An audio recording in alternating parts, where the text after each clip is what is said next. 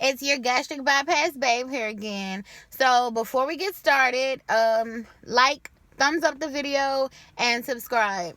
Today's video is going to be something that a lot of people who have the surgery and who I watch on YouTube or who I follow on Instagram, I have never seen them talk about this topic that I'm about to speak on. And the topic is the mental side of having gastric bypass surgery or the sleeve or any weight loss surgery for that matter. I got my notes because I take a lot of notes. So if you see me looking down or around, I'm kind of looking at my books. Um, excuse me. So people, when you have a weight loss surgery or you have gastric bypass or the balloon or the sleeve or the lap band or anything that is going to stop your hunger or take your craving for food away, especially if you're a foodie. And when I say foodie, which means like food controls your life, you have to have something in your mouth at all times. You're always eating. You love good food. Food addiction, that could be what people identify with too, having an addiction to food. And I think for me, it wasn't the addiction to the food. I just loved good food. It's not how much I ate, it's when I ate and the things that I ate, and eating a lot of those things sometimes. And it just snowballed over years and years and years because growing up, I had access to everything. I was spoiled. We always ate good food, always ate good food. And I had the snacks, the cakes, the cookies, the candy, the anything I wanted. And I didn't have a limit. I was a child, so if I was hungry, my parents and grandparents, they fed me. So it's, if I wanted food, it was never told to me, no, you can't have that. So and I think that's where my issue came on early on was as a child, I never was told no, or you can't have this. So in my adult years, as you could tell, or by my journey, that my weight just got out of control and I just couldn't do anything about it. I tried everything and nothing worked. But as far as after surgery, so fast forward, I had my surgery October the 18th, which I discussed in my last video. The day I woke up after surgery, I wasn't hungry. I didn't feel any hunger. I didn't feel the need to even drink anything. My mouth was dry, but I didn't feel the need to drink anything or let me cover these babies up. Drink anything or eat anything. And that was kind of strange for me because I'm always thirsty. And being a diabetic, if your sugar levels are kind of out of whack or going up and down, it can dehydrate you really bad. And you're always feeling thirsty or hungry. So after surgery, I didn't have the urge to eat or drink. And it was kind of weird, and it made me go into some type of mindset like, wait a minute, when am I gonna want the food? I'm smelling food, but when am I gonna want it? So I gave it maybe a day, and the next day, same thing. I didn't want any food. I didn't want to drink. I kind of munched on ice chips. They would bring me my trays, and I didn't want it. But my stomach brain and my brain, they weren't working together. So my brain was like, you know what? I want to eat. But my stomach was like, girl, you can't eat no food. You can't get anything in here. We don't want it. So I dealt with that for like 2 or 3 days. I went home and I was smelling the food that I was cooking for my husband, or what my husband was cooking, and it did smell good. Now, although when I first smelled bacon after surgery, I almost threw up. it just, the smell of pork, I wasn't a big pork eater before surgery because it kind of caused most of my migraines, so I just kind of did away with it if I could. And the smell of pork made me gag, and that was the first because I normally could deal with the smell. I wouldn't eat it much, but I could deal with the smell of it because it was food and it smelled good. But I started to gag, and I was like, okay, let me write that down. Bacon makes me gag. So after the bacon, he cooked maybe eggs or grits or whatever, just a complete meal. And I was smelling it, and I wanted it. I had the mouth watering where I wanted the food, but I knew I couldn't eat it, and it kind of frustrated me. And it puts you in a state of mind where you're like, is it gonna be like this for the rest of my life? Like, am I gonna look at food and just feel disgusted or what? And I wanted to eat it so bad, but I knew that if I did, something was gonna go wrong, and I didn't want to risk having my surgery and having to go through all of the loops that I had to go through to get the surgery for it all to be for nothing. So that is pretty hard, and it's not as bad now. Well, you know what, I take that back.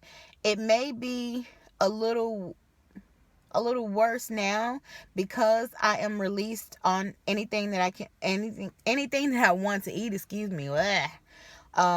So I have no restrictions other than the steak and the seafood, like shrimp, lobster, and crab meat. And because I can eat anything that I want right now, I have a lot of temptation. And y'all, yesterday, I shouldn't have never stopped my husband by Church's. And Church's Chicken. And he likes their tenders. And I used to love their apple pies. So he got an apple pie yesterday. And I took a bite. And then I took 2 bites. And y'all, before I know it, I don't know if you guys have ever heard of the dumping syndrome or the dumping effect. It's real. I took 2 or 3 bites of that apple pie, and I was in the fetal position for an hour. My pouch is no longer, my stomach is no longer down low where your normal stomach is. When you have gastric bypass surgery, your pouch is about this small, and it's right under your breastbone. So that's why the acid reflux is so bad. The gas is so bad because it doesn't travel very far before it hits your pouch and then goes straight into your intestines. So dumping syndrome is when you have too much fat or too much sugar inside of your pouch, and it doesn't have anywhere to go, so it just dumps into your intestines, and it makes you feel like you are about to die. Like, I just knew my life was over with. I was sitting in bed, and all of a sudden, I started the feeling of throwing up. So I started gagging. But after bypass surgery, you can no longer throw up normal. It's like, I don't know if you ever seen a cat or a dog throw up. It's not like a earling. It's more of a sensation vomit. Like, you have to force it up. So it's not like you can't get it all out. So whatever you don't put whatever your esophagus doesn't regurgitate back up, it just stays in there, and it just has to settle, and it's the worst feeling ever. I would never take a bite of anything, but I'm glad I did. I hated the feeling because I was on the toilet, I was throwing up, and experiencing diarrhea at the same time, and I've never experienced anything like that before. And since I've been doing pretty good on my regular foods and watching what I eat and eating my sugar-free things and not eating bread and pasta and things like that, I was like, you know what, I'm gonna reward myself with a couple bites of apple pie, just a few bites, because I can't have a lot anyway. And Lord Jesus, why did I do that? I will never do it again, I promise you, because yesterday I thought my life was over. I just knew I was just done. It was the worst feeling ever, y'all, and it's not worth it. It's not. I promise it's not worth it. And I say that to say this surgery and this journey, like, you got to be mentally strong. And the breakup with food is very bad, and it's not easy. It's not easy. And yesterday my husband vowed never to go to a fast food place again because it was his fault. Because had I not taken him to churches, I wouldn't have bit the apple pie. So, but no, it's not his fault. No one made me eat it but me. So, but like I said before, I'm kind of glad I did experience that, because I've been wanting to taste sweets. I've been having a craving of a sweet tooth, but normally I either go eat a sugar-free popsicle, or I'll freeze the protein shake and like make it like slushy, like ice cream. And I was like, you know what? Let me try this apple pie. So I'm glad I tried it, to know not to ever do it again, and to know it's not worth it. But yeah, it's tough. It's tough because I still have some cravings. I still deal with that.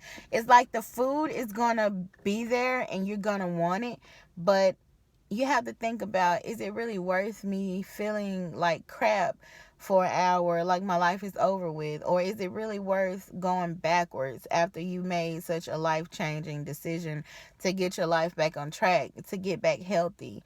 And I don't think it is. It's not. But not only is it the mental part of it, sometimes physically you have to remove yourself from situations. Like if my husband is in there cooking him something to eat, or if my mom is cooking him something to eat that I can't have, I have to remove myself from situations, because you are not going to be strong enough right off the bat to just sit there while someone is eating a plate of food that what you're used to eating, and then you're over here with a rice cake and a protein shake. Like, you have to remove yourself. Be smart. Don't think that, never trust that you can just quit anything cold turkey, because you're not going to be able to. Some people can, but for me, it's not. It's a no, and it's still a no. And I'm only 2 weeks and 1 day out, and I know it'll get better as I'm building the things that I can eat, exploring what I don't like and what I do like. I used to love baked chicken before the surgery, and now I can't even chew. I can chew the chicken, but when I swallow it, it does not go down. I don't know what is going on. I'm in a support group that I am not the only one that's going through that, and I'm like, oh my God, am I gonna ever be able to eat baked chicken again? But right now, it's not going down, and it's mostly the meats that I'm eating, like the fish. Well, fish is the only thing that actually goes down and stays down. But I cannot keep chicken down. I can't keep sausage down. Ground beef, I cannot keep it down. It doesn't stay down. I don't know if it's the fat, or because I'm using the lean. Normally either the is it 80/20 or the something like that. But regardless of what it is, it's not going down. And I hate it. I really hate it, because sorry. But because I like to eat tacos and fajitas and stuff, and the fajitas are good because I can put the tomatoes and the garlic and the vegetables in there. So I can't eat much of it, but that's what I like to eat. And I can't eat that anymore because I can't get the chicken down. So it's a learning process. It's not going to happen overnight, and it's not going to be like, oh my God, weight loss surgery, a light switch is flipped off and you're never going to eat food again that you were eating before surgery, or you're never going to have cravings, or you're never going to struggle and sit there and be like, you know what, I'm going to eat that cookie. No one would know. I'm going to eat it. And I found myself in that situation a lot of times. And even though I didn't do it, because yesterday was the first day that I kind of cheated and snuck and ate some pie, but it's not worth it. It's I promise it's not. But you have to get yourself there mentally, and you have to physically remove yourself from situations where you're going to be tempted Like if I'm getting invited to a birthday party at Chili's, right now I know I cannot be at a table full of people eating things that I can't eat. So I wouldn't even accept that invitation. And and if you have real friends, they'll understand. Going out to parties and not being able to drink liquor or wine or have a margarita, like those things right now you can't eat or you can't drink. So chips and salsa, grazing on all those chips and salsa is not going to be good for us right now. So don't put yourself in a situation where you know you're going to regret it, or don't put yourself in a situation where it'll end up giving you too much temptation, because right now temptation is not what you need. Right now you need support. You need somebody who's gonna say, put it down, you're not eating it, let's go walk, or grab an orange, or let's here's some yogurt or something like that. So you don't need people that are going to say, well, a little bit won't hurt, or you can eat this and I'm sure you've done well thus far, it's okay to have a cheat day. You don't need friends like that. You need friends that are going to push you. You need people around you that's going to support you. You need people around you who's not going to let you mess up, or not, or who's going to be here to help you in any way that they can through this journey. Even if you need to call them at 3 o'clock in the morning, like, girl, I want some Oreos and milk so bad right now. What do we need to do? And if y'all got to sit there and pray about it, pray about the Oreos and milk, because it's real. The food struggle is real, y'all. I am telling y'all, the food struggle is real. Let's see. I guess the other part of being mentally prepared for this surgery is don't push yourself too much. Don't get in your head that, oh, after surgery my weight is just gonna peel off, or after surgery I'm gonna wake up 100 pounds lighter, because you're not. After surgery you're gonna wake up the same weight as you went in before you got the surgery done. You're gonna be the same weight. Is it gonna fall off? Yes. Is it gonna fall off quickly? Yes.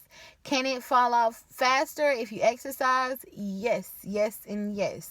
So it's all about how much work you want to put into this into your journey. Because if you do it and if you don't eat, or if you're eating right and don't exercise, it's still going to fall off, but you're going to plateau. And when I say plateau, that means that your weight is going to stop, and you're going to be at a standstill, and you're going to feel like you're not moving or going anywhere.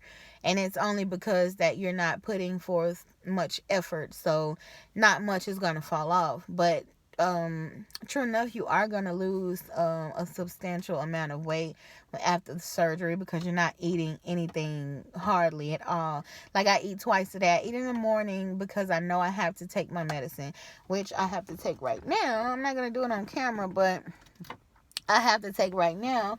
But I have to eat in the morning to take my medicine, and then I know I have to eat in the evening time to take my medicine as well. So I'm not eating because I'm hungry. I'm eating because I know I have to.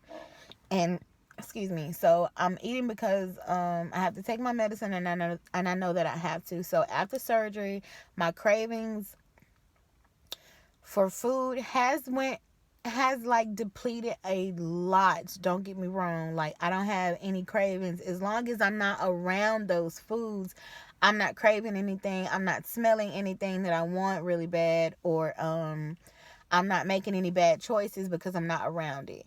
And yesterday I was around it and I made a bad choice. So yeah, that won't be happening again. What was I saying? I lost my train of thought. Well, but like I was saying, I think I got it back. Eating and not knowing that you're hungry. So when I eat, I'm really not hungry, so I'm eating because I know I have to. So it doesn't go in that well. I'm just eating, like forcing myself to eat, because I don't really want it. But That gets better though. It was really bad fresh out of surgery. Like, I would have to make myself drink these protein shakes because I know I had to put something in my stomach, and it was not a good feeling either. And I know I lost a lot of weight. I lost like 9 pounds the first week of surgery, and it was because I couldn't get anything in. They want you to drink 64 ounces of water and get you 2 protein shakes in a day.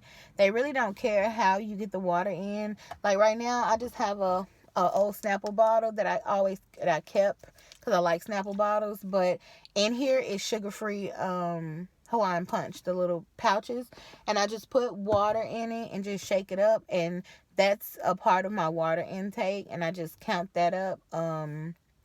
Because they rather you get regular water in, but for whatever reason you cannot take the regular water in. It is very hard, and for anyone who knows me knows that I will drink a 64-ounce thing of water to a gallon a day because I love water, and I'll put some lemon in it and I'm good.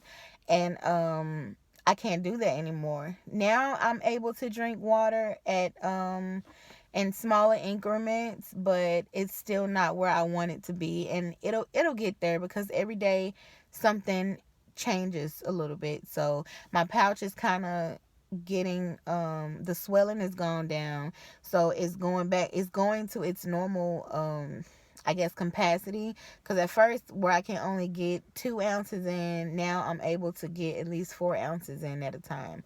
So it does get better, and things kind of go back into the norm.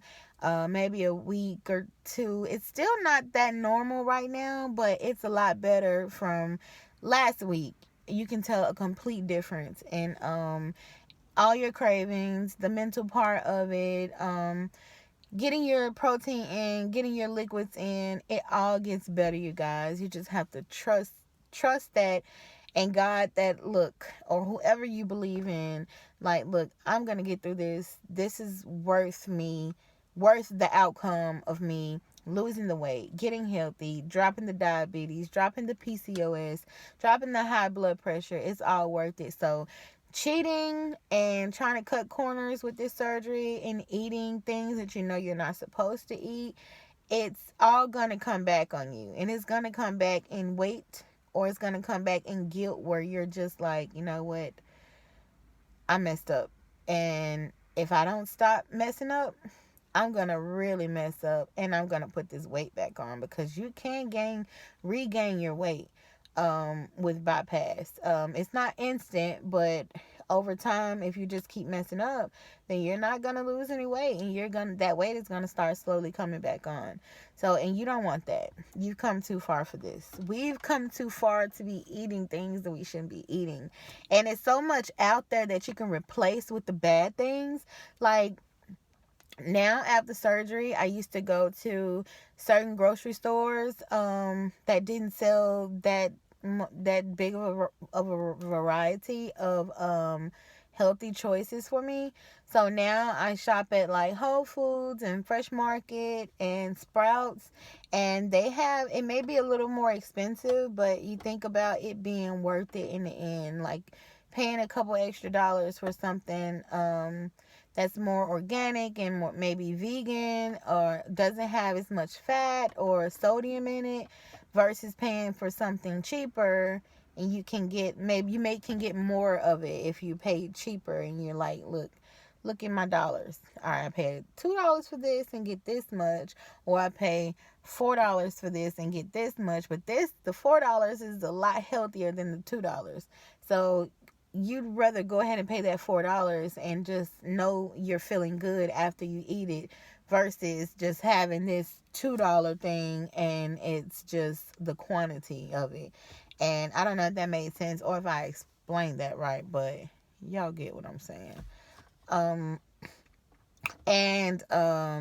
Last thing before I end the video, y'all, I'm new to this, and if it's anything that you want to talk about, or anything you want to discuss, or anything that I need to know, or you guys want to see more of or don't want to see, or something that may be bothering you, I am here to talk about it. Like, if y'all need, I know I'm trying to be a YouTuber and trying to get to a certain platform, but I'm a person. I need people to talk to, and I know people need other people to talk to. And I'm on this church parking lot, and I know they like, who is this person sitting in here? But I needed to be somewhere where it was quiet. So, yeah, but I'm here to talk and I'm here to listen, and y'all can message me, y'all can inbox me, y'all can send me your DMs, and I am all here for it, you guys. I honestly want to be your support person because I needed a support person, and thank God my family was so supportive, and I've had so much support along the way, and I just want to pass that on to you guys because this is hard, but it gets easier, I promise you. Thank you for subscribing. Thumbs up this video if you thought it was good. Thumbs up it if you found any content in here that you liked. I will be back with another video pretty soon. My goal is to do at least 3 videos a week. Don't quote me on that right now, but my goal is to give you guys 3 videos a week. I will be posting snippets on Instagram. So follow me on Instagram at it's just me star. It's underscore just me underscore star. And my YouTube channel, of course, Gastric Bypass Babe. And subscribe, like, give me a thumbs up, comment down below, and I will see you guys on my next video. Thanks for watching. Bye. Peace.